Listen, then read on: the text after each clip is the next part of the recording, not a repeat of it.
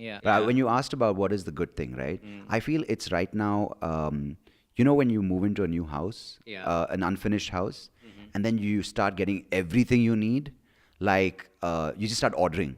From a fridge to a television to climate control, air conditioning, central air conditioning, you get like the Yeah. cars, you get and you just suddenly end up with an unfinished house full of boxes. Uh-huh. You need maybe 10% of those things, but you've got 90% of junk. Yeah. That's what Bangalore is.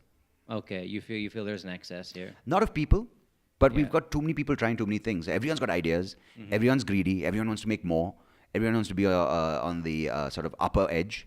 And at the end of the day, no one's looking after each other. But bro, I'm gonna challenge you on this a bit. Isn't Yeah. that just a problem with society in general? With No, everyone? you asked wanting about to do Bangalore, but of Yeah. course, you Yeah. build a great metro station.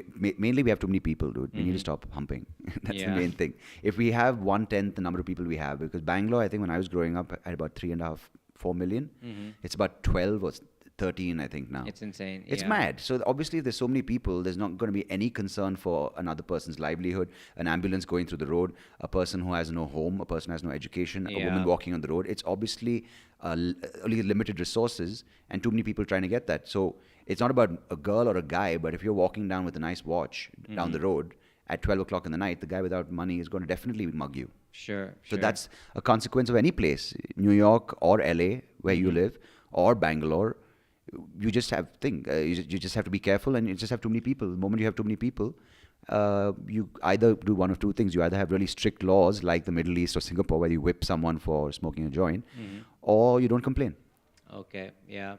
I have this theory that, I think every government, but the Indian government especially, like generally governments barely keep up with the pace required. For example, building a metro, improving infrastructure, just enough to like prevent riots, because obviously a lot goes to corruption and that sort of stuff. But I feel my theory is that with cell phones and with Uber, and not having to build parking lots because people take Ubers now, the way technology has really leapfrogged a lot of advances in our convenience. For example, since you don't have to drive and you can sit in the back of an Uber, you can also do your work out of your cell phone.